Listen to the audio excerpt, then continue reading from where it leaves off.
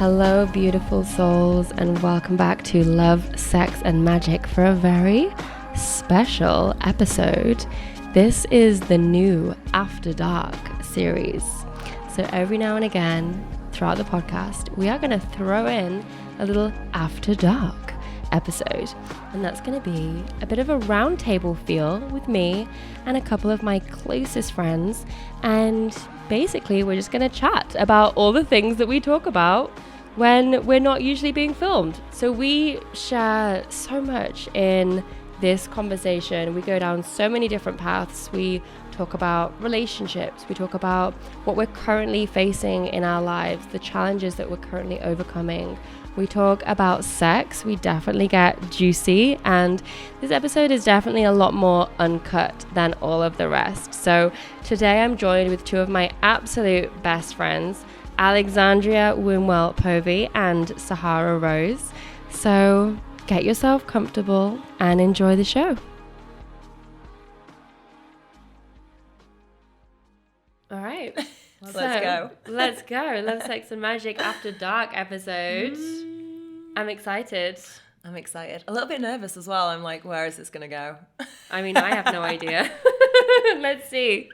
So I'm just going to ask the question that's obviously on every single person's mind right now.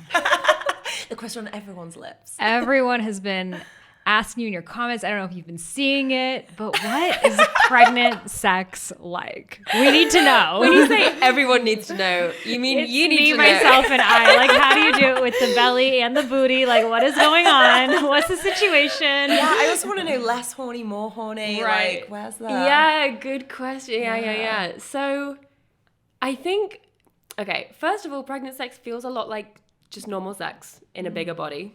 Okay. Sorry to disappoint. I thought it was going to feel like I was like my baby was like being like hit by something. It doesn't feel like that at all. I'm glad that's not It just the feels case. normal. It feels very normal. And we like Googled like, you know, is it okay to be having like lots of sex during pregnancy? Yes, it's totally fine. Yeah. I mean, I feel like our position is quite maybe like different to most people that are pregnant because we're still like a very new couple. Mm-hmm. So we're like wanting to have a lot of sex. Yeah. Whereas maybe if we had been together for like, I don't know, XX years, like maybe it would be less.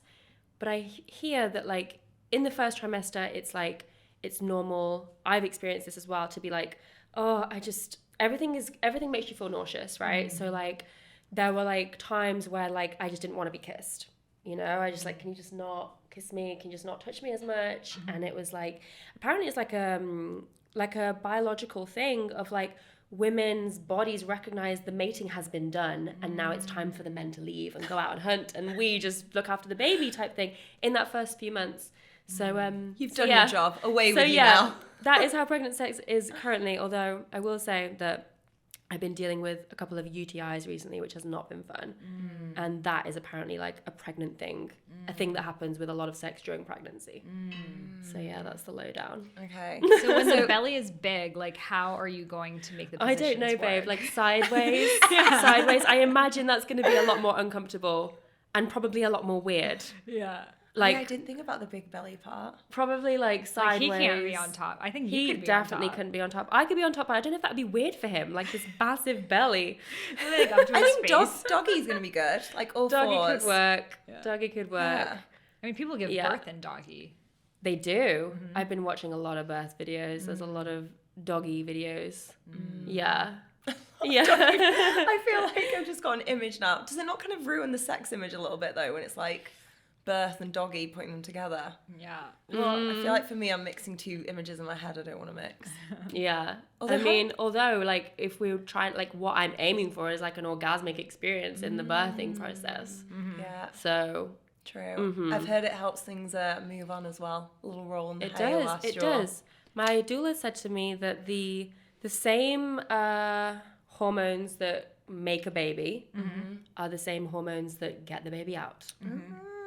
My mom, who has never told me this until very recently, said that she was having orgasms on the way to the hospital for Will giving birth to me. And she doesn't Sign do me like up any for kind of like this. orgasmic Oh work, my but it was just gosh. naturally happening to her. Like without your Yeah, dad? she was like almost like couldn't control it. Oh my god. Yeah. So And she was like good. almost like embarrassed because she needed to go to the hospital. I'm like, Babe, that's okay, where so you it's in came my from. genes. Yeah, Like, it's happening.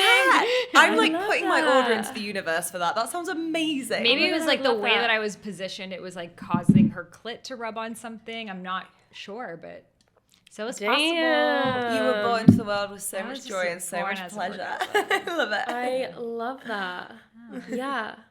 So what's like something that you guys are experiencing right now in your personal life? Because obviously like I'm going through like a big change, big initiation into like motherhood and pregnancy and being in a new relationship, which is like got its own challenges and things that I'm experiencing. Like, Alex, tell us like a real thing that's going on in your life. Okay, I'm going to move away then from my dog shitting in my bedroom earlier because that felt very immediate for me. Oh, babe. I'm going to zoom out a little bit more.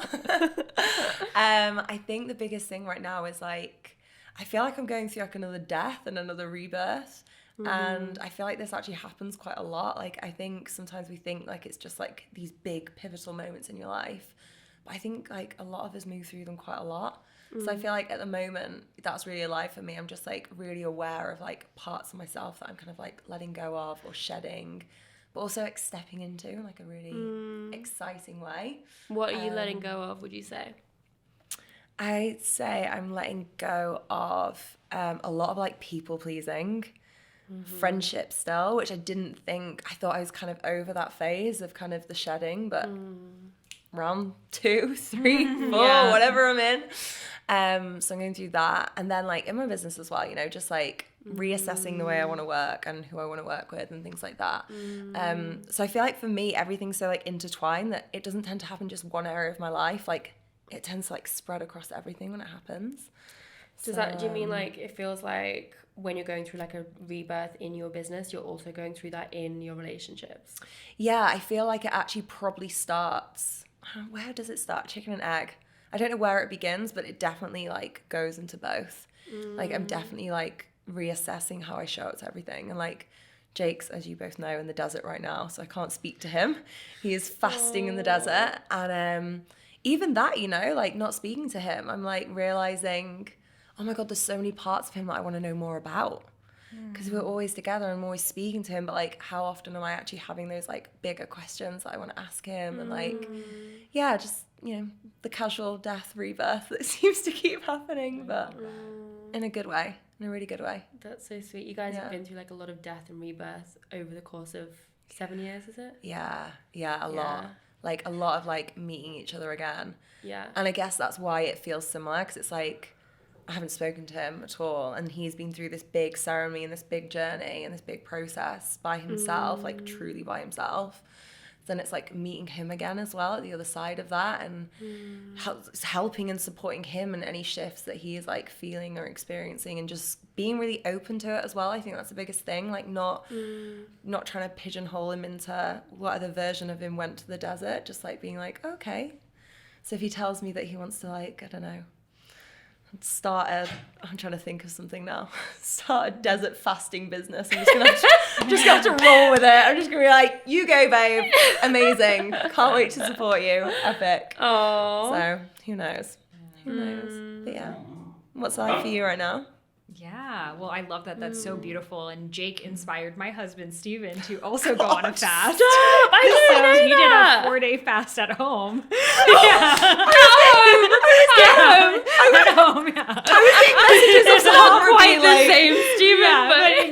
So basically, they decided to be accountability partners, and Steven was going to do a dopamine detox, which is like 24 hours of no phone, no music, no books, like you're just in your being, and no food.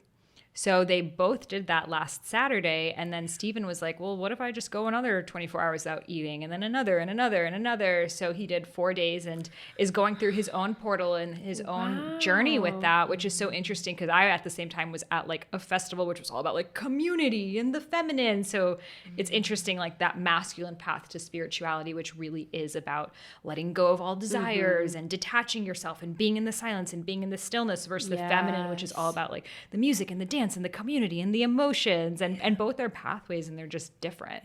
So true. Yeah. It's like the men want to take away everything. Yes. And like have less and less and less and yeah, less. and it's like gives them so much too to do that. But then he's like, why don't you do it with me? I'm like, there's no part of me that wants to be without music for one day. It sounds so unappealing to me. Yeah. It's so interesting though, like all women who I speak to about this are like, fuck that. And like all guys are like, sign me up. Like, how do I do that? Totally. It's so true what you said. Like, I think we're more drawn to like pleasure and joy. We're like more, and they're like less. Yeah. And the guys Yes. are like, strip everything away. Take everything from me. I just Like, want nothing. Just me and God. yeah.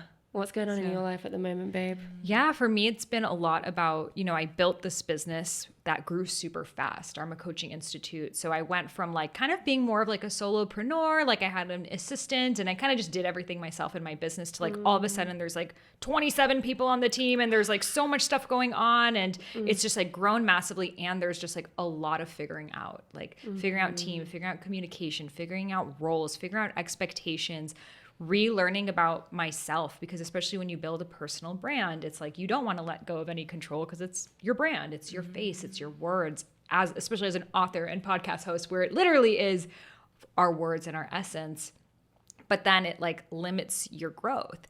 So I've been like, my constant thing that I'm relearning about is I feel like I can't trust people. I feel like I'm not supported, and then manifesting situations that make me continue to feel like I'm not supported and I can't trust people. So it's like the ultimate, I feel like starting a business is the ultimate like personal growth of seeing those shadows and those unhealed parts of yourself being reflected back. And, I know with your team, you have so much trust and support. So I know it's possible, but it's just like dating. It's like, you date a lot of people and you have to have a lot of conversations and figure out what your dynamic is going to be. So right now it's at this place that there's like just a lot of moving pieces and chefs in the kitchen and just like figuring out how's this going to work so I can be in my visionary role. Yes. Love that visionary role. That is so you, babe. I mean, that's the role that we're meant to be in. Yeah. For sure. Yeah, I feel like there's just so much that goes into like building these businesses, building these empires, these teams, that like no one really knows how to do. We're just kind of figuring it out as we go. And something that I've always found really interesting is like the way that we go about that really plays really makes a huge impact on our romantic relationships and our sex lives, because it's like if we are in this kind of like control freak mentality, in this kind of hustle, like entrepreneurial kind of I must do everything, and there's so much to do, and we create more and more all the time, right?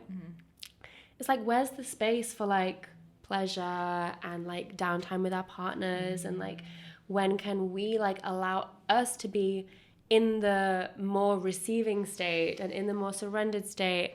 And I feel like it's something that I am often speaking to my clients about, and I'm just curious to hear like how your experiences of that have been, like recently, like how it's been before, how it is now. Yeah. Like, how do you find that balance? If there is there even a balance, or like? I know I really, really struggle with it, like massively. I think going in that, like you said, that headspace, but that building space, that more masculine energy, and like ultimately like, we've all had it when shit falls apart. Like we have to pick up the pieces. Like it's your business. No one's there to save you. Like you have to save yourself. You have to get shit done. But when you're in that energy too much, like I've definitely seen it in my relationship then too much. And then not giving him, I think that's been the biggest realization recently, where I wasn't even giving him space to be in his masculine. I was so busy in like fix it, sort it, get shit done mode, that I wasn't even giving him space or opportunity to be that person. And actually, I can't remember who said it. I don't know if it was Sammy or you or someone said it, but like this whole like lean in at work but lean out in your relationship, and like actually allowing some space to have that receiving come in. And I know that I've definitely struggled with the receiving side of it as well, and it's been interesting recognizing that and then realizing like, where's that translating in my business, where's that translating in my friendships, where's it translating in everything. And just having to build more comfort with receiving. And honestly, I'm still on that journey at the moment. Like, I still get a bit like, no, I'll do it myself. I can do it all myself. Like, to actually just allowing myself to just soften. It feels like an energy of softening and being like, it's okay, it's safe to receive, it's all right. So yeah, I definitely feel like I've been on a journey with it. Yeah. Yeah. That feels really like present for you right now. Yeah. Yeah, I'm still navigating that one. Yeah. Yeah. It never ends. Yeah. So, you know, sometimes I feel like we make ourselves wrong to be like in our masculine of like, I'm so bad. I'm in my masculine. Like I suck. Like, why aren't I orgasming during my launches all the time? You know? And it's like, when you're in your business, you do need to be figuring shit out. You know, it's like, you can't just totally be like, you know what, I'm just going to like let it happen as it is. I mean, you could, but it probably isn't going to be the way you want it to be. So I feel like that like stage one is kind of, and I've heard David Data talk about this as well, but when we're just in our whatever assigned gender role, like men just in their masculine, women just in their feminine, or, you know, maybe non-binary people actually skip that. And then you go into like the other side of like, I'm only going to be in my feminine. I'm going to do my business in my feminine. Everything's just in my feminine all the time. But then that third is like the integration of both, of having a really healthy relationship with your masculine and a healthy relationship with your feminine, and not making either of them wrong. And also that it takes time. You can't just like jump from one to the other. It's like foreplay. You need to massage yourself into it. And sometimes it's just not going to happen right now. So this Saturday, like, I don't really like scheduling sex. I just feel like sometimes it puts pressure in my head, but then it sometimes just doesn't happen if you don't schedule it. So we're like, okay, Saturday, we're going to do what we call a sensorium. We're both sensual, erotic blueprints, which you guys have taken the quiz. So both of us like really love like just touching each other and like just being in that sensorium energy. So we're going to have a sensorium on Saturday. And then he got food poisoning after breaking his fast. So, oh my God. Yeah. That was like, you shouldn't have broken the fast. Exactly. Because he like went straight into like keto after that, which is not used to. Bless. So it didn't happen on Saturday. So it kind of moved into Sunday, but Sunday I had a webinar, and then I had a photo shoot, and then I had an Instagram live, and I was just like so in my masculine. And then he's like, okay, come to bed. I like lit some candles. I'm like, the last thing I want to do is come to bed. Like I need to take a walk. I need to just like decompress from everything that just went on that day.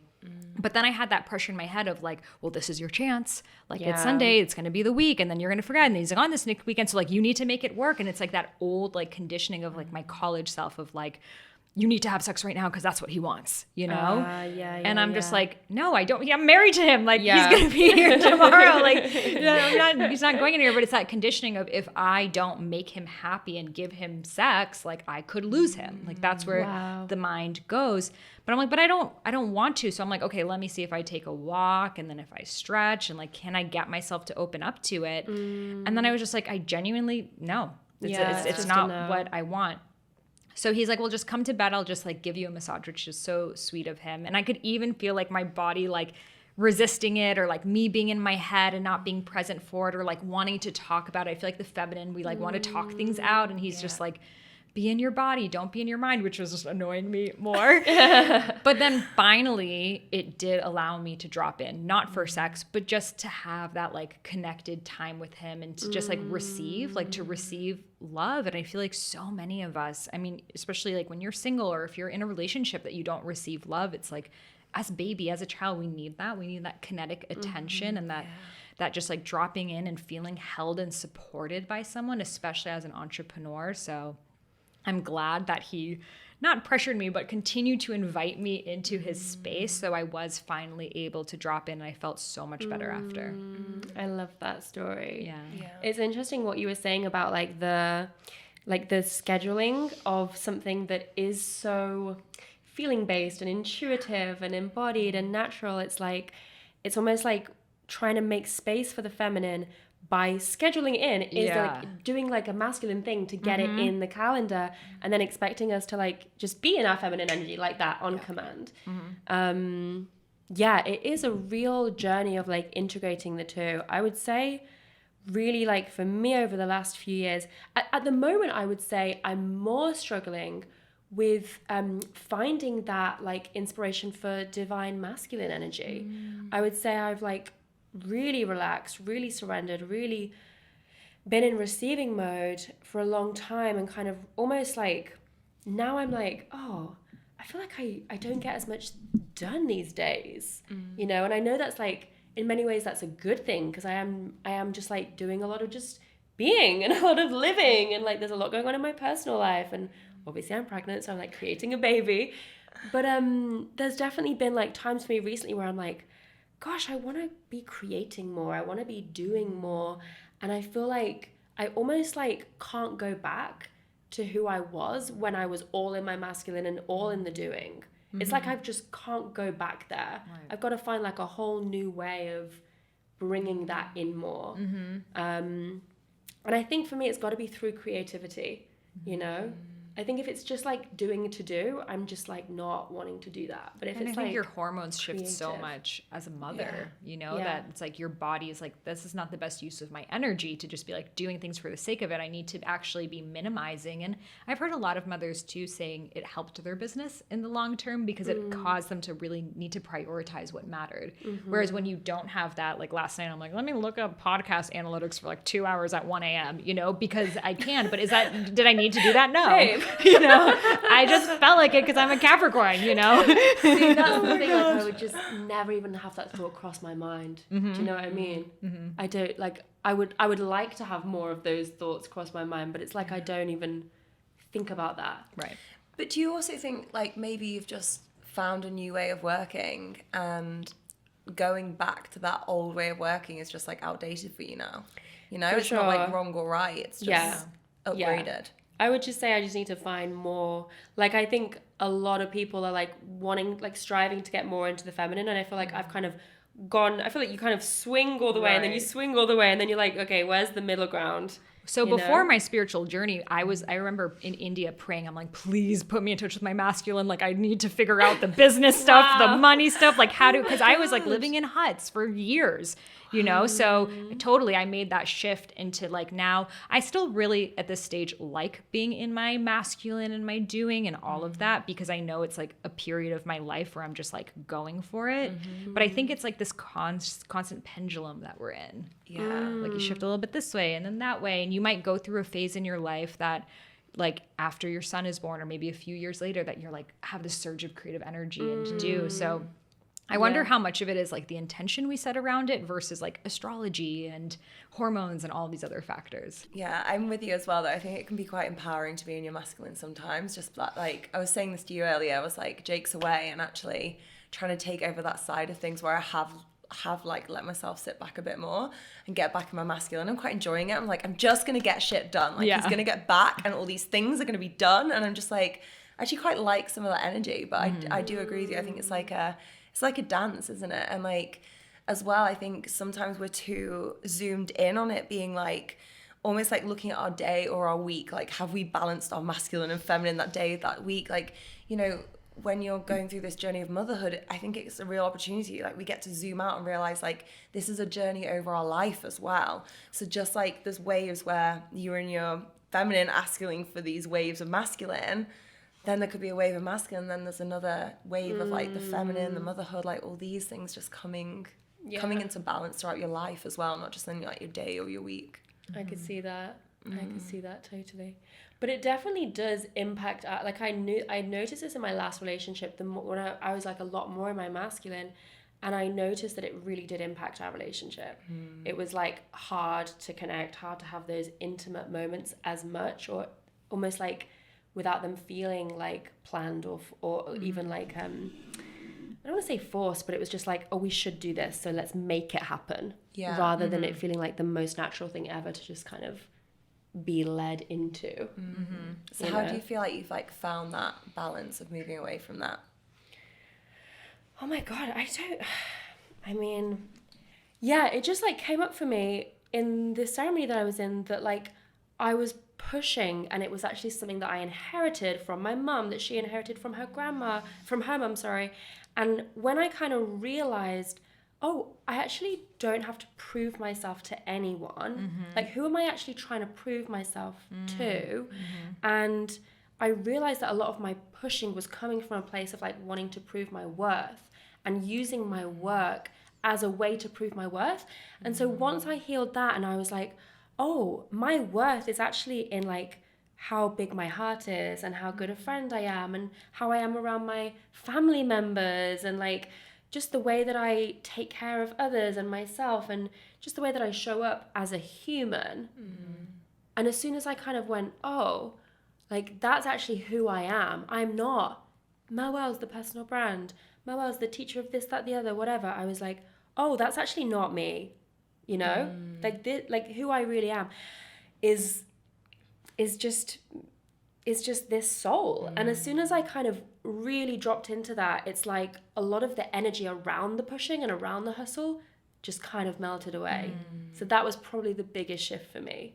I love that. Even like listening to that, my body like relaxes as you talk about, and you're like, oh, that realization. And I think that's like when I was saying earlier about going through this like death, I feel like that's part of what I've experienced recently. Like there was this big financial goal in my business, and my coach actually asked me, she was like, do you even want this? And I like burst into tears, and I was like, I don't give a fuck. Like, I honestly don't give a fuck about reaching this financial goal. Like I really don't care. Like what's so much more important to me is like, am I happy? Am I inspired? Am I feeling good? Am I like inviting more ease and flow and creating transformation the way that I want to create it?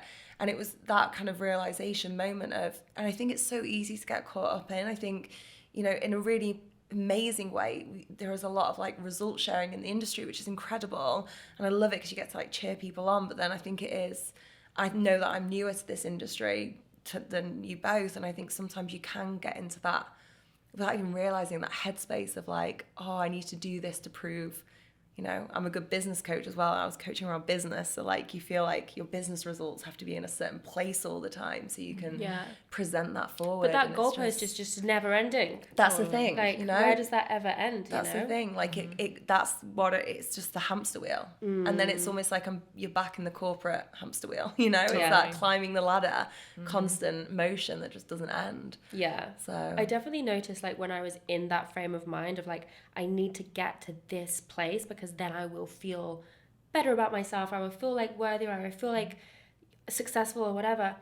I definitely noticed that like when I was in that place, I actually had way less time for my health, my girlfriends, my family. Like I wasn't getting back to my family, you know, like I was like leaving things unread all the time. And just like, I was always thinking to myself, oh, when I've like got to this goal, then I'll like spend more time with my friends and spend more time just having fun and spend more time like taking care of my health properly and all these things that I kind of put on the back burner because I was like work, you know? And then you kind of realize, shit, like time's gone. Time's like gone, and like I can't live this way. You know?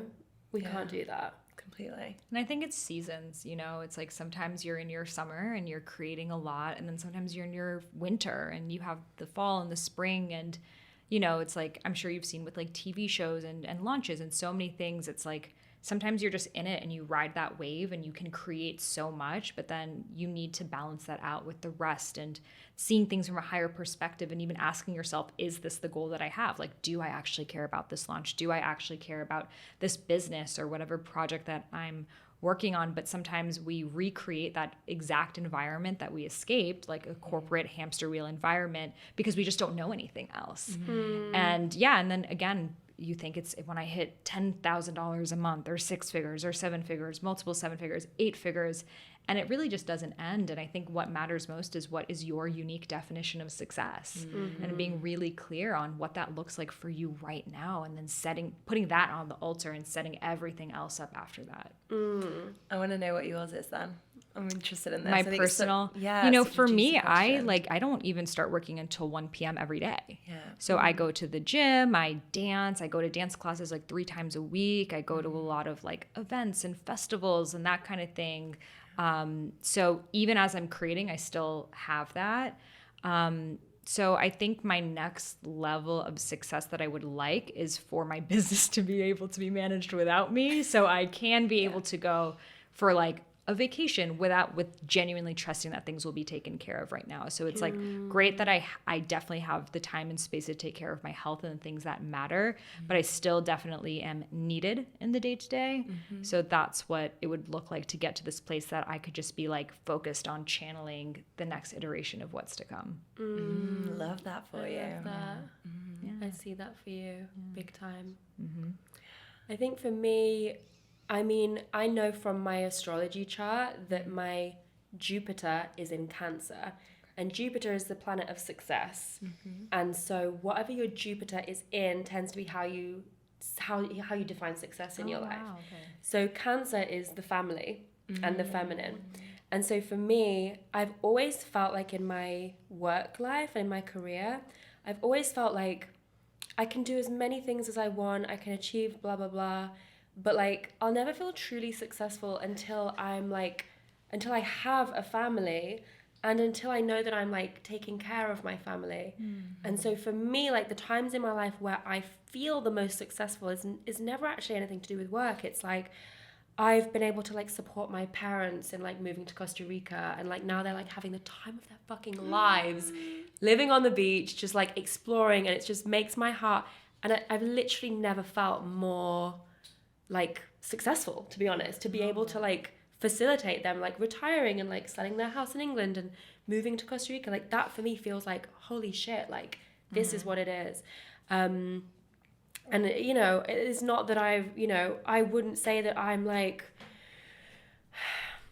it's not like I haven't even bought myself a house, you know, like I've got myself a plot of land in Costa Rica, but it's like I've not done that from like tons and tons of abundance is what I'm saying, but it was like a super priority to me because it's how I relate to success. So that was like a really big thing. That is a big thing for me and how I feel successful. And then also I think me having my own family feels like, I mean, God, it feels scary, to be honest, guys. It feels scary, but it also feels like this is what I've wanted for so long. This is how I have always felt like success really is like, for me at least, like being a mother of children, like a family, like having my own family, I've always like felt like that is for me personally like a mark of success, which is, but I've put that down to the Jupiter in Cancer thing. I love that. Because that is like I was saying, like before I met Sean and before this whole pregnancy journey started, I remember saying to like myself and friends, like, yeah, I can just like keep creating things, I can keep working, and like I can keep like growing my business, but like I feel like what I'm really ready for is a family. What I'm really ready for is like motherhood. And now it's here and I'm like, I miss creating things. I want to create more. Where's my creative spark gone? I need to do more. So it's a learning journey. It was so emotional. I love that. And since I've known you, you've always been talking about being a mother, and that was always something that you were so certain about, that a certain switch happens that you just like know this is time, and then the perfect circumstances manifest for that. So I know that you're exactly where you need to be. Thanks, babe. Yeah. And also like all that amazing energy that you already put into your family, like to get to extend that out and to grow that is just so beautiful. You're already gonna be, you already are the most amazing mom, so I just know you're gonna be even more incredible. Thanks, babe. What's your definition of success? What's my definition of success? I honestly think to be happy.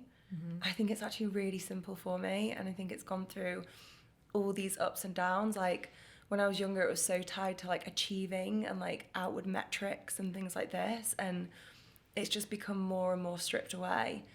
And now it's just to be happy, and that can look like anything and everything, and it will shift and it changes. But as long as I'm happy, I'm happy. That's like there. I feel like you could take so much away from me and I'd still be good, you know? Like, I think, happiness. Number one. Love that. So as we're on Love, Sex and Magic, I usually ask my guests, like, what is something that you love right now? What turns you on? When was the last time you experienced magic? But instead, I want to ask you ladies, like, what do you want more people to know about love? So I think a lot of people in relationships, they expect that person to first of all, having your definition of what you want in a relationship, I'll say, because there are some couples that they do everything together and they're together all the time, every single day, and that's what both people want. And I think sometimes we think that that's what it's supposed to be. Like in my relationship, me and Steven really have individual lives as well. Like he works in the music business and has a whole host of different friends who are not really my core friends. Like I can hang out with them, but for us, that really works. And for both of us, like our entire relationship, which also 7 years, we have the same birthday, guys, Alex and I, by the way. Yes, so that is wild. We're like So going true. through whatever we're going through at the same time. So we like found our men at the same time. Yeah, You know? yeah, it's wild.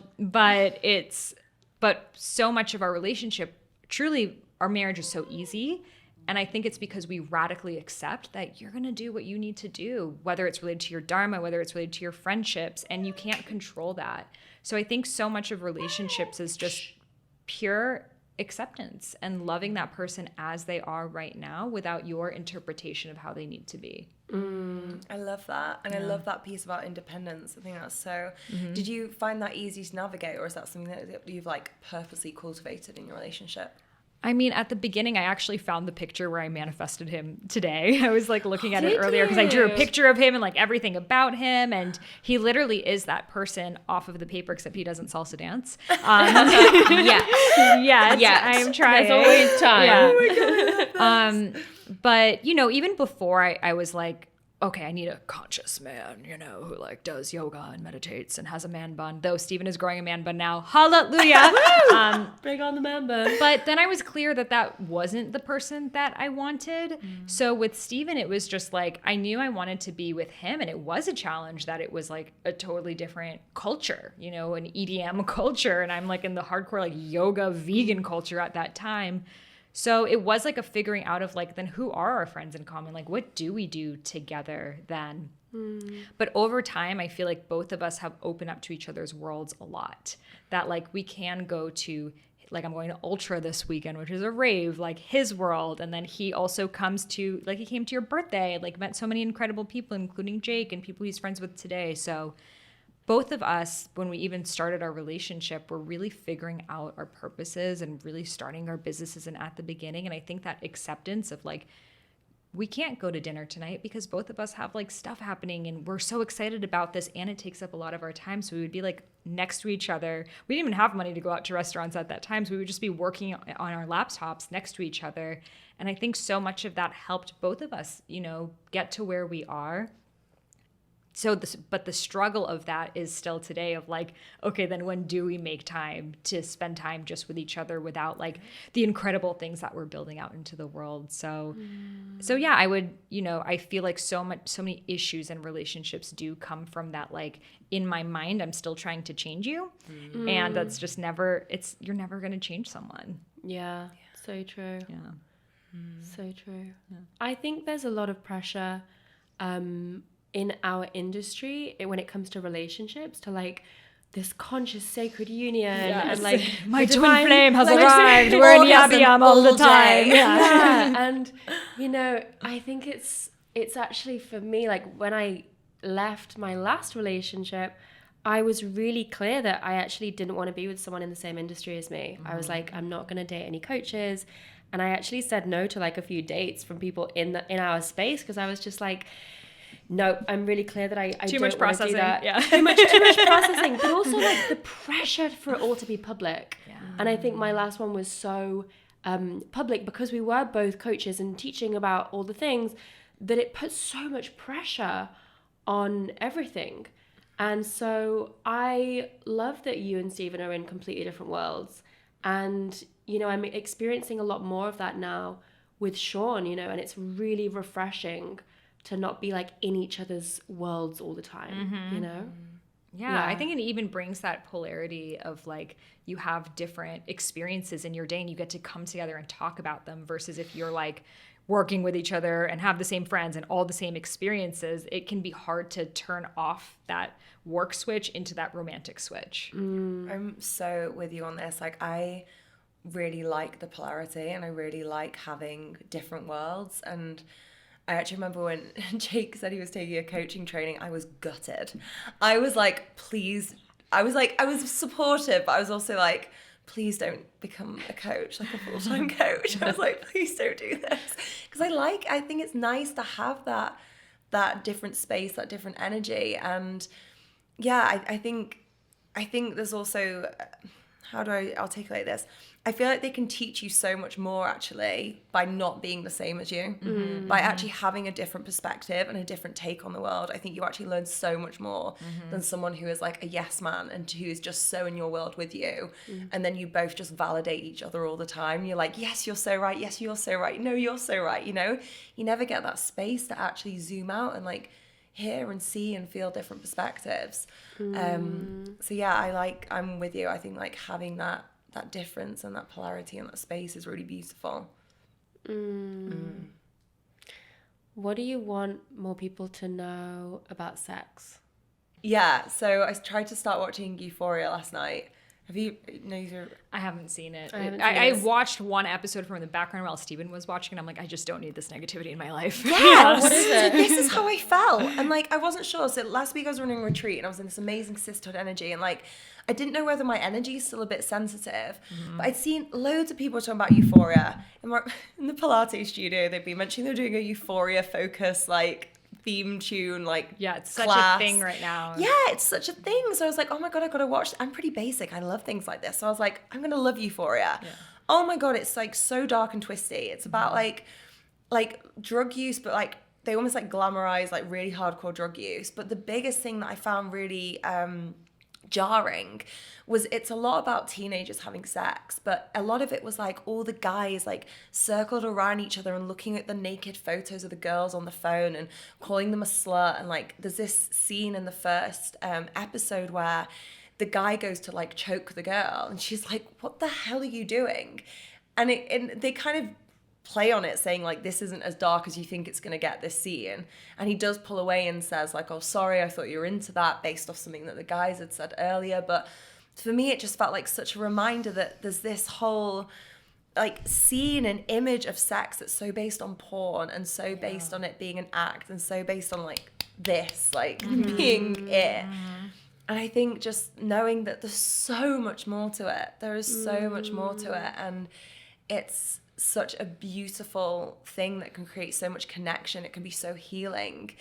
And yeah, I just think that the images that we've been taught to have around sex are so unrealistic and so baseline, but in a way that really writes out the women. I think the women have been really written out. And I even think men have been taught to have sex in a way that actually isn't the most pleasurable way that they could be having sex either.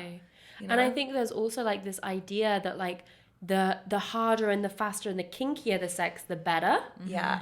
It's actually not true, you know? Like I think to like some of that kind of sex, and it's like if it's not with someone that you're like deeply emotionally like in tune with and like in love with, then like all of that is just like so surface level and almost like you just feel used afterwards. You don't even feel like that deep, you don't even really get that much pleasure from it. It feels like, wow, I'm being like banged in this like really aggressive kinky way, but it's not like there's not really a connection, you know? Yeah, massively. I mean, both worlds coming together.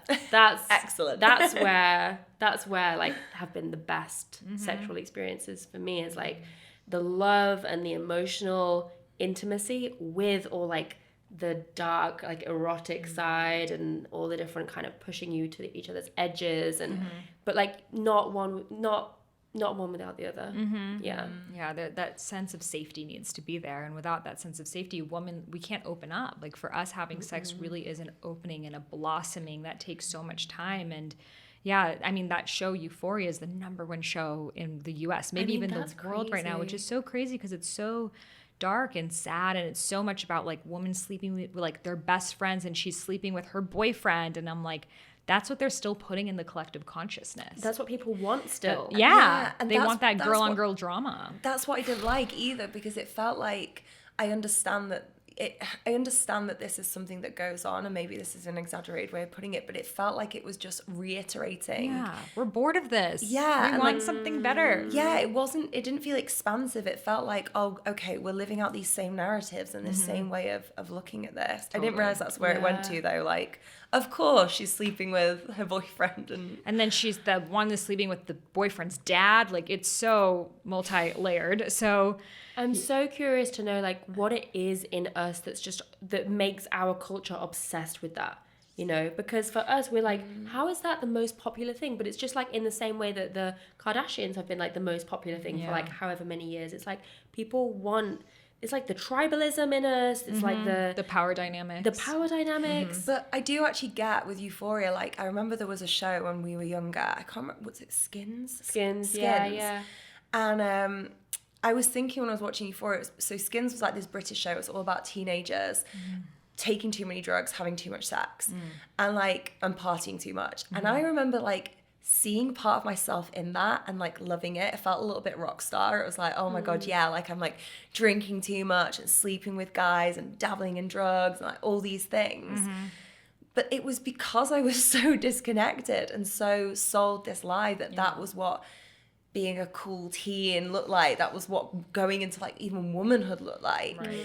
So and maybe that was why it was so triggering as well, seeing it with these eyes now, being like, no, like I don't want to live that out. I don't want my teen daughter and future to live that out. I don't want that to be the thing that we're perpetuating and it felt like it was like cool, you know? And I think when you like start doing more inner work and you start kind of reading the books and listening to the podcast and kind of learning about your own traumas and your own wounds and all the things, you can kind of watch these things and be like, well, that's a trauma bond. And like that's so toxic, and like that's codependency, and that's the motherhood wound playing out right there. And it's like we can kind of, you can see through it, which kind of takes the appeal way out, you know, because you're not like, oh my God, I'm so attracted to this, I want to watch this. You're like, wow, I can really see how unhealthy all of these dynamics are. Yeah. And I think as a collective, we get to decide what we put our power and focus and attention towards. So if like all of us continue to watch these shows and then continue to do our Pilates classes of them, you know, it makes people more curious, and then it shares that vibration with other people. So as an opposition to that, I love the Love, Sex, Goop show, which, have you guys seen it? Sex, Love, and Goop. Love, Sex, Goop. Is that what it's called? So similar to the podcast. Yeah, so similar to the podcast. Yeah. I think it's Sex, Love, and Goop.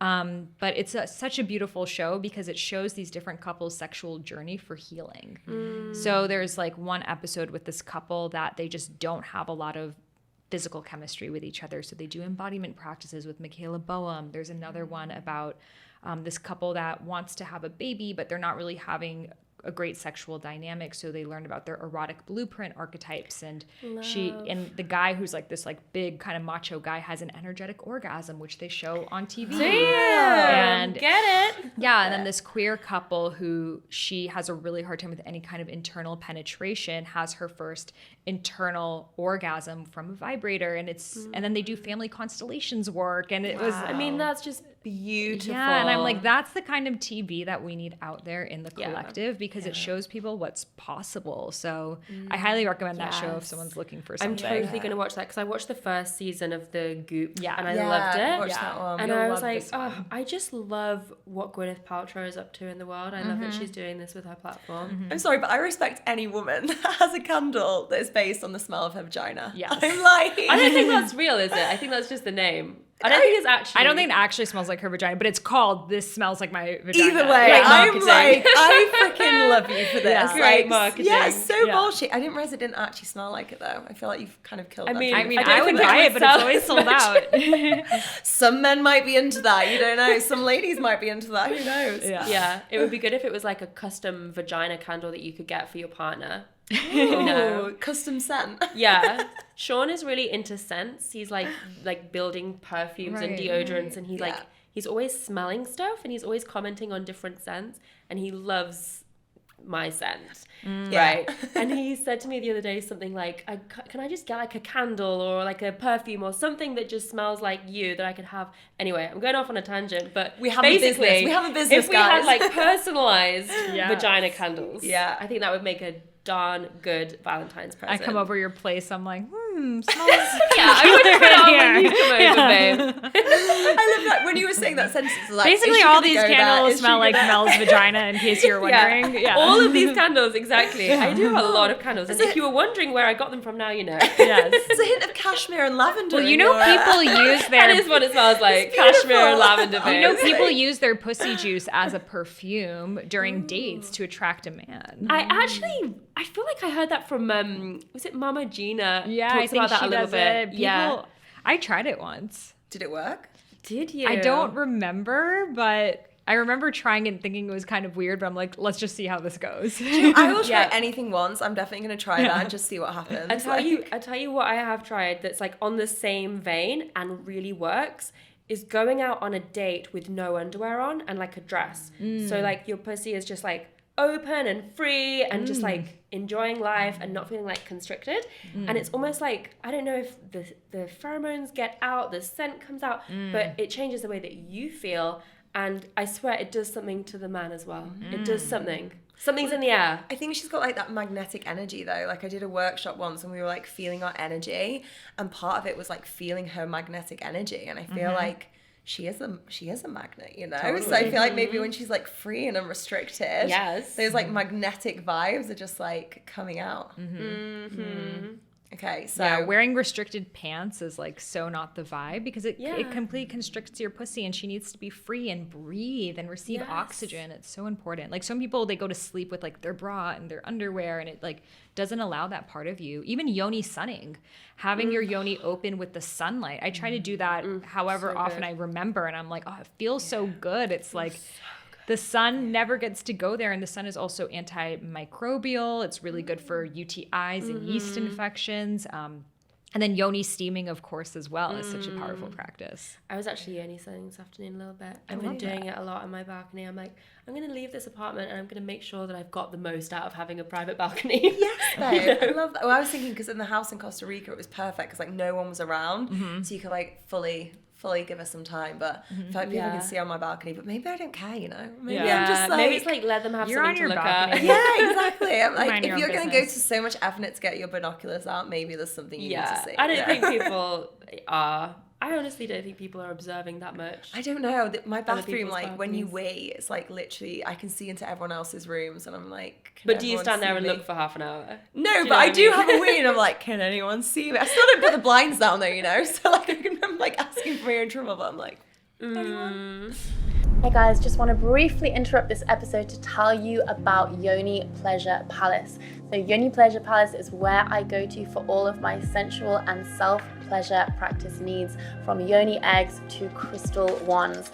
So today I want to tell you about this brand new addition, this gorgeous golden G-spot toy. It's going to help you have deeper orgasms in your self-pleasure practice. I highly recommend. Head over to yonipleasurepalace.com.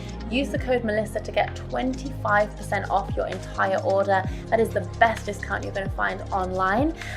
You're going to have such an incredible time with these toys. It's going to add so much more to your self-pleasure practice. All right, let's get back to the conversation. Okay, so let's wrap this up with some magic. So can you guys describe like a magical experience that you recently had? Something that feels like really fresh. I can go first because I had one very magical experience last night. I actually woke up in the middle of the night for no apparent reason and was just like wide awake. I did like a meditation to get back to sleep. When I finally got to sleep, I had this dream, and so my dad passed away almost 10 years ago. It's like his 10-year anniversary of his death is coming around. And I used to have more dreams about my dad, like in the first few years after his passing. I think it's like a way that we like deal with the grief. It's like we like have visits from them in our dreams, and we get different messages and things. Some of those dreams that I've had have been traumatic, but some of them have been good. Anyway, this one last night was basically I was getting my palm read by some medicine man, I think. And he was basically giving me a message from my dad through my palm. And he said to me that my dad wants me to build a retreat center. And it's going to be either in Costa Rica or the US. and it's going to be a 5-letter word beginning with T. Okay. And I was like, what? Treat. I know. I said Vita originally. Vita. Like, what is that? And so I woke up this morning and it was just like it was like that just felt so comforting and so magical. And I feel like I've never been like, I must build a retreat center. It's not been like it's not been on my vision board. It's not been on my dream. And now I'm like, maybe that is like a nice. I so see that for you. Yeah, I see. Like, I 100% see this. It's so aligned, you know. But like, I mean, I feel like I got a message from my dad, like when it's like about to be like 10 years. So that for me felt like extremely magical. Can we hear more about what this? I know it's fresh. Yeah. But what would your like dream retreat place look like? I mean, I definitely feel like it would be Costa Rica more than the US. Yeah. I feel like I would want there to be a lot of ceremony there, a lot of magic, a lot of ritual, a lot of blessings happening all over the place. And I think I would want it to be open to plant medicine as well, which is why I feel like it would be Costa Rica more than the US. I want it to feel, I mean, I've not really thought about it until this morning, you know, but it would just be a paradise, quiet, zen, tranquil, and probably like quite intimate, not too big, you know, not too like, I don't see myself buying like acres and acres and acres to build a huge thing. I think it would be fairly intimate, but love that. I've not spent that much time thinking about it. Like this is a new thing for me. You need to play the game. I remember we played this game when we were trying to discover, like, I think me and Jake were trying to work out what country we wanted to live in. We developed this game in Costa Rica, and it was like, what are the best parts of different things that you like? Yes. And we did it with countries, and we were like, well, I love the food of this country and the culture of this country and this. Yeah. I feel like you need to do that with the retreat spaces. And I already know. Okay. It would be Bali. Like Bali, I still have such a huge part of my heart and soul And it's in Bali. opening back up finally. Oh my gosh, I know. Trip to Bali. Oh my god, I mean, yes, and I'm gonna have a baby. So like, yes, we'll bring the baby. Like, I'm imagining like on the back of a moped with a. Anyway, we're gonna make it happen. But yeah, oh gosh, I miss my time living in Bali so much. Like I'm seeing it open back up, and I'm just like, my heart. But it is the complete opposite side of the world. Time zones are a nightmare. It's hard to run your business. I'm like reminding myself of like, oh yeah, Bali was difficult to live in. Like this is why we don't live there anymore. But yeah, I feel like a retreat center for me would be like a temple space that has a very Balinese feel to it. Oh, yes. But like, and like womb healing work. Definitely womb healing work, but like with like the kind of infused with like the indigenous culture and medicine culture of Costa Rica, I think. There we go. I love it. And lots of water features and sounds like temple really feels like the word, like it's temple-y kind of like 5-letter word beginning with T. Is that temple? That's 6 words. We can create maybe it's like temple without temple. T. Yeah. Temple. Or like something like tanto, like something in Spanish. Yes. We'll find another word for temple. Okay. Tantra's 5 letters. Ticos, like Costa Rican people, ticos. Maybe a little. I don't know if Costa Rica people would like that. I know Tantra's 6 letters. Sorry, I'm counting letters in the corner here. I'm like, it'll come in divine timing. Yeah. I love that. Yeah. Maybe another dream. I know. I feel like a retreat center is is such a natural next step for you because you love hosting retreats. You love Costa Rica. You love bringing people together. It's just like, yes, this is obviously it. Yeah. But it's funny, before I'd be like, no, that's not for me, because I just thought like, it just sounds like so much work. Right. You know? But I can make it happen. Summon that divine masculine energy. Yeah. I think it's going to be easier to summon as well when you're so lit up by it, you know? And when it feels so alive for you. And also, you know, running a business is hard work, but you still do that in such amazing feminine energy as well. So just like bringing that to this retreat space. And I think if you like build it in alignment with that, like the energy of the space as well is just going to be so magic. It's going to be incredible. Any magical experiences recently for either of you? I'll let you go. Well, one that was like a beautiful like coincidence, which I believe there's no coincidences. I did this video and they chose a random person to come to my place and be Dharma coached by me to help them find their purpose. So it was like a random person. She had no idea who I was. I had no idea who she was. Wow. And So I was Dharma coaching her, and I was going through her blueprints, and I could just feel she would make such an amazing spiritual life coach with all of her experiences. So just right there, I gave her a scholarship, and she just broke down crying. And it just is like so divine that, first of all, she came into my orbit. We had no, like, she could have been like a used car salesman, and that's her Dharma. Like, and I would have directed her to that place. But I really believe that people come into your life for a reason, and just to know that even just this one person, her entire trajectory of her life is going to be different just for saying yes to coming to a random person's place and being coached by them. Oh, that is magic. Incredible. Yeah, it was So magical. magic. And sometimes we forget too, as coaches, like just the impact that our work has on people, and also to have the people that who would have never even known about coaching, and to be able to give them that experience, who would have never been able to afford coaching, and to be able to bring them into your container as well feels so good. Yeah. That is literally incredible. Yeah. I think we amazing. forget that there's so many people out there that have no idea what coaching is. It's so new for a lot of people still. Absolutely. You know? Yeah. I'm aware my dad has no idea what I do. No idea. It's like baffled. He's like, "Are you a guru?" I'm like, "No." Yeah. Or when I go through customs, they're like, "What do you do?" As in like immigration in the US. Yeah, like, what do do you you do? guys I'm like a coach, and they're I like, say writer. "Do you?" Yeah. I can't do that, so I'm like coach, and they're like sports coach, and I'm like, I cannot catch a ball. Like there is no way. You could Yeah. probably say consultant and they would be like, oh, okay, I get what that means. I just say speaker now, and like it's just like it's so more. And then they're like, "What do you speak on?" I'm like, I don't know. And then I ended up saying last time, I was like, I'm a motivational speaker. I was like, I just don't really know how to go into this. So, but I was telling Mel, I actually got flirted with the last time I went through immigration. From the immigration officer? From the immigration officer. Wow. You must have been looking good in customs, girl. Maybe I wasn't wearing pants that day. Who knows? He's like, what does that smell? Honestly, it was such a wild experience because normally I get grilled and this guy's asking me where I live and I'm like, is this for personal reasons or not? And then it got a little bit weird. But I was like, I will take this over being grilled on what I do any day. But I said speaker and he was like, with that accent, I totally get why. And I was like, okay, coming on strong. Yes. Magic, like, was that your magic Sorry, experience? yeah, that was my magic experience. Praise be. No, magical experience. I think weirdly it kind of links to both of yours. But I literally just ran my first retreat last week in Tulum, and I still like can't even put into words like how amazing I found it, and what was incredible. It was so like deeply transformational for the women there. Like we took photos of their faces before and after just so you could see how much their energy had changed, and it was deeply transformational for them, but like it was also really transformational for me, and like I didn't know how much I needed it.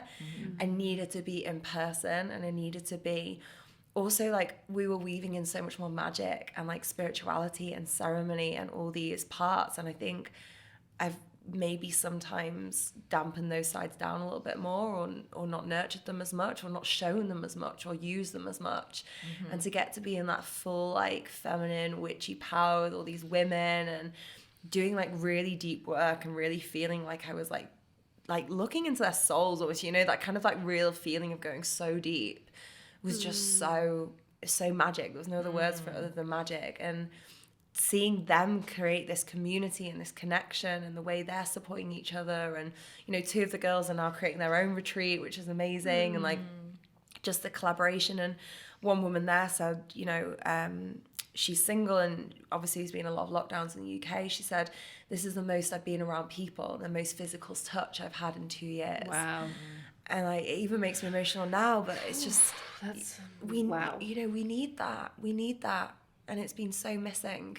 So just being able to facilitate and bear witness to that, and also have my own kind of realizations through it, felt magic is like the absolute word for it. Really magic.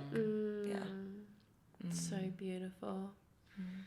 What magical experiences? Well, I have to say this has been a very magical experience for me, and thank you for each coming and sharing your magic in a new way.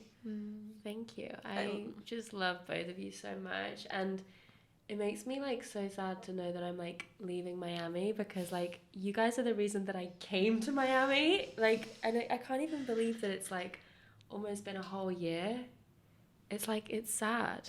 It's sad for me, but I feel like this was just meant to be. This was what the chapter was, you know? I feel like the whole selling of the apartment was like a whole universe was like, here it is. here it is. Yeah, exactly. Time to leave. Time to go. And it's a new chapter, and you know, this was the perfect crash pad for you to heal and nurture yourself, and like for you to be in your own womb space here. Yes. And now you're going to be holding that space for your son. Yes. And we've just had so many incredible friendship moments here in Miami. You know, like going out on the boats all the time and like having our circles around here, going to Saharas and doing various different art projects and different rituals and stuff. And Alex, you're like starting to get all your furniture in now, and just the dogs, and Don't forget drag brunch as well. drag brunch. Yes. Remember that was the start. That was the weekend when you were like, okay, I'm going to move to Miami. Yes, it was the drag I brunch. think we should go. Let's be honest. If we're being honest here, guys, Yeah. it was the drag brunch. It I think was we the should drag go brunch. to end this chapter for That's you. a Oh my great god. idea. Yeah. Yes. Let's do that. Yeah. Oh, Okay, I'm down. Yeah. I'm feeling emotional again now. Well, I think it was your birthday really that connected so many of us. Like your birthday really was this like spider web that brought together all of these different. We met at your birthday. Hella Yeah. with Natalie McNeil, we got to drop in. Amber was there. Like so many people. So I feel like your birthday planted the seed. Which is crazy because I just had this like intuitive, like there's just this vision of like, this is the year where I'm going to gather a bunch of like amazing people in Costa Rica and create a retreat experience. And it just felt so needed after COVID. And I had no idea that like just a few weeks after that birthday was when my life was fall apart. Yeah. And I would like really need those friendships. And like, I would honestly say, obviously I had no idea it was about to happen, but like those friendships that we cultivated are now like the strongest, are still like the strongest friendships in my life, you know, and really like have supported me and helped me through like this whole last year. So it's like the part of me knew it was like, okay, now it's time to focus on friendships. Yes. You know? Yeah, all planned out in its perfectly imperfect way. Yeah. But I think that's such an extension of you as well, though. Like, you do have such an open, warm heart, and I do think you are amazing at like creating friendships and genuine friendships, and then connecting other people through friendship as well. And like, yeah, you know, met my birthday twin through you. Don't you think it's weird that like my two like best friends have the same birthday? Yeah, you love January Exactly 14th. the same. Yeah. I love taste. January the 14th in 1991. And you're also Right? surrounded by projectors and Capricorns. Yeah, And Capricorns, yeah. What is going on with that? Yeah. Something, yeah. It's the whole energy. I'm the same though. I've got a lot of some Capricorns, but a lot of What's your Aquarius as Enneagram? well. I don't know. I had like 3. I swear, I'm like a 4, 7-3. 7, and I feel like you have 3 in you too. I remember I had 7 in there. Okay, we must both be 7-3. Oh my god! I You guys are had both 7. 7-3s. 7 is I like had the 4. adventurer wants experiences, and 3 Yeah. is like perfectionist. Oh my god, I business. I definitely think have 7 3 is in like, Yeah. is 7 the enthusiast as well? Yes. 7 Okay, is yeah. enthusiast. 8 is I the can see that in challenger. you. Yeah, I'm Yeah. an 8, yeah. Ooh, Challenger. creating the new paradigm, building sure. the new world, Rebel. Aquarian energy. I mean, obviously. obviously Yeah. coming in I think hot. I'm an 8-1. What's 1? Yeah, 1 is the reformer. So it's about like integrity and morals and kind of that. I think that's, but then the shadow is like perfectionism, which I don't relate to. I'd say you're strong on integrity though. Yeah, I feel like that's like a core. that is. Yeah. My mum's a 1. And I think like I get my oneness from my mum, but I And definitely you am care a more lot of an about 8. social like justice. Yeah. Yeah. But I'm definitely more of an 8 than a 1. I'm an 8 than a 1. Definitely not a 1 than an 8. I want to know what yours is. Yeah, I mean, it sounds pretty spot on. I swear I had 3. Yeah. Yeah, you you're definitely 3. have You'll probably be yeah. 3. No, as in like I had 3 numbers though. Oh. Because I think mine we was have done on multiple percentages. wings. Yeah, I think my 3rd is a 3 now. But Okay. when I took the test for the first time, like maybe like 5 years ago, I was a 3. But then after I healed all that stuff, which was about like around my work and my worth, then I'm not a 3 anymore. So it shifted. Because 3 is the achiever. Yeah, I feel like I'm my 3 because of my work, but if it wasn't for that, I would just be a 7. Yeah, I see that. Yeah. Maybe I I've see that. lost some of my 3 this year then with everything that's gone on. Do the test again. Maybe that was the shedding I was Yeah, I going know through. this conversation. I'm like, I need to sign up for a retreat after this. Like, fuck. Like, No, I'm gonna take that. Yeah, I'm gonna take it again. Work out what I am. Sean's a 3. Is he? Yeah. I don't know if I see 3 in him. no, I don't see that in him. No, I I feel don't like see he's three. like so chill and happy Yeah. and like I'll tell him to it's take the all test good. again. Yeah. The girls don't believe you. Yeah. Are you Take it gonna have Take him it on the again. podcast? We were talking Oh, about this earlier, million-dollar weren't we? question. You're Like, kind of just like, meh. we were Yeah. talking about this earlier. It's like, yes, eventually. And I just don't want to do it so publicly again. Like, I feel like I've been quite bruised from having such a public relationship in the past that it's like, I'm just like trying to tread a little more carefully with that, Yeah. you know? Because it's just, I don't want someone that's just in my world all the time and in every aspect of my world. I kind of feel like I did that and I saw the positives and then I saw the negatives, Yeah. you know? And My I'm not reply. over that yet. Stop. Yeah, so in time, yeah, he wants to come on for sure. That's great. We'll see. I think so. But like, I'm not doing it. I don't want to rush in. I know I don't want to rush in. I'm having a baby with this person, obviously. But But I don't know if we're ready for the podcast. Yeah. Like, that's gonna take a while. You know? Yeah. But it's like, yeah, I'm like still navigating like what do I want to keep that's just for us and just private, and how much do I want to actually share this time with my audience. I think there's something really beautiful about that though as well, and like you know, you get to decide that and you get to go on that journey and not feeling that pressure for it to be, you know. I think there is like a perception as well. Like I know you both got like big Instagram followings, that just because you're on Instagram, like everything's shared on Instagram. And like even I've experienced that where like I do share a lot. I am a very open book. Doesn't mean that everything that goes on in my life is shared on Instagram. Yeah. You know, Instagram's like a 1% of your entire day and 1% of your entire life gets seen. So I think it's really beautiful getting to be in that energy of like, what is mine and what do I want to keep as mine and keep in this space, and then what do I want to share and when do I want to share it, you know? Yeah. Does Stephen come on yours at all? He refuses. I've tried so much, but I think it's kind of sexy that he refuses. Yeah, he's like, I actually dig he's that. just like, he's like, you couldn't pay me enough to be on your podcast. I will not do it. Oh my I'm like, gosh, I can get Steven. Kaylani, but I can't get my own husband to be on. God. But he's like such a behind the scenes, like, I don't want the attention. And I like that about him. That Yeah. was what attracted me. I feel that is a bit of a see turn on actually as well. Yeah. Though, 'cause, like, if I'm like someone's trying no, so I'm like, hard. please. He's like the number one most requested guest. And he's just like, I won't do it. Oh my God. I did So not know this. funny. This is hilarious. Yeah.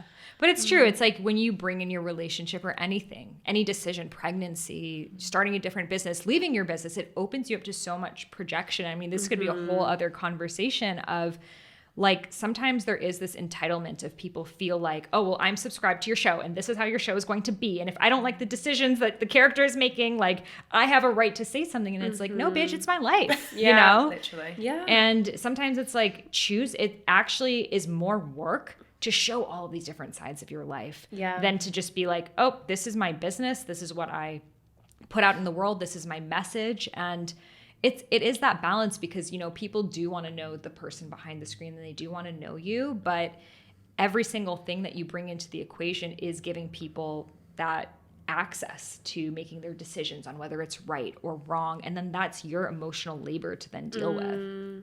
Yeah, it's so true. And I also find that like the more you share, bless you, the more you share, the more then people want. Yes. You know, I've really noticed that like if I let people into this aspect of my life a little bit, then there's like all these questions then that come and like Right.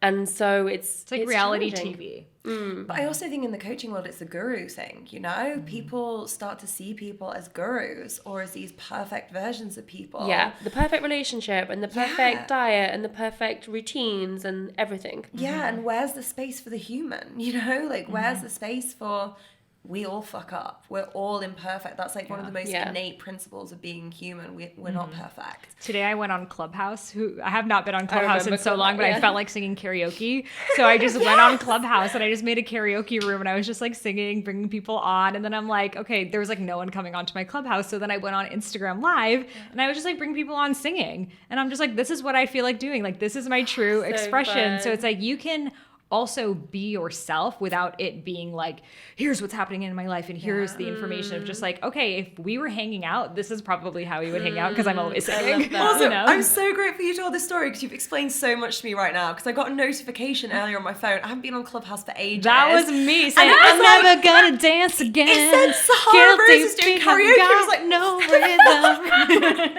That is brilliant. I missed it and I tried to scroll through. You should have joined because no one was joining my room. Babe, I would have. Honestly, it's so funny. Like the first night without Jake in the apartment, I had a glass of wine and I got the YouTube on karaoke, YouTube karaoke on the big screen. Since you've been gone. I did Les Mis, I did Disney, and I was like, and then I think the wine went to my head because I was like, oh my God, I'm going to do a series of reels where I'm singing Disney lyrics and making it related to business stories. Stop. Subscribe. That's a genius idea. Honestly, I was like, is this genius or is this the wine now talking? Both. I would have liked to see those reels. Okay, maybe I'll have a Sunday wine session with karaoke and make some reels. Like, what are some examples? Yeah, did you get any examples? So like a whole new world. I was like, it could be like a whole new, and it's going to be like a whole new world when you leave 9 to 5 and you realize there's this whole new world. And then I had what's the Ariel song, like Part of Your World. Part of Your World. And it was, what was I going to do for that? I think it was about an abundance thing though. I want to be where the people are. I want to see them dancing. But oh no, it was about the bit where she says she's got all this stuff. I've got gadgets and gizmos aplenty. And it was like the idea of going beyond that and like what's actually important. Like you can have all the things, but like what's true abundance to you? I and want like, more. Yeah. Yes, Exactly. okay, I want more. Like Exactly. I want more internally. Yeah. I get it. Yeah. I get it. You see, you're on I'm the seeing the vibe. vision. Yeah. I'm seeing the vision. I think you should do it. Okay, Yes. well, You said it on the podcast I will. also. Okay. Everyone will know that it came from a drunken wine night. Classic. Oh, amazing. Well, guys, this has been a pleasure. I love you both so I love you dearly. both so much. So much. So grateful for this. So great. It's like the end of Friends, you know? Like, Wait, which character is it that has a baby and moves? Is it Rachel and Rachel. Ross? Yeah. Yeah, at the end. Which obviously you would be Rachel. But then Rachel, Yeah. but then she Okay. comes back, doesn't she? Doesn't Does she end up she? coming back to or like something? raise the kids with The that. very last episode we're talking about. he like goes to the airport. And then they... What? I don't remember that. Am I getting this confused? No, maybe... I don't remember. I thought the last episode she's like leaving to the airport and then Ross goes after her. Have I To made make this to make up? their relationship work. Yeah. But that doesn't mean that... Oh... I was basically trying to manifest that you I come think back they to probably Miami. left it on a cliffhanger. They probably left it on a cliffhanger. So, you leaving but I us on mean, it? I don't know how long I'm going to be in Austin. Who knows? No, I hope Who I know knows? you'll Life be has a incredibly plan. happy there, and I'm so happy that you're going to be supported by community. Well, and... you'll both be there all the time. Oh, yeah. Visiting. Yeah. Oh yeah, Absolutely. I know you said it's going to be a podcast studio, but I'll just Yeah. be like, hey, This is Alex's room. Yeah. thanks. Thanks, guys. Love Thank you both. for having us. So, my loves, I hope that you loved that episode. If you did, please do share it on Instagram. I would love to see your story tags of you listening to the episode. We love to hear which episodes you guys have loved the most. Please also make sure that you leave us a juicy review on Apple, iTunes, or the podcast app, because that means so much to me and it really helps this podcast spread far and wide. So thank you so much for listening. I love you. I hope your week is filled with love, sex, and magic, and I'll see you next time.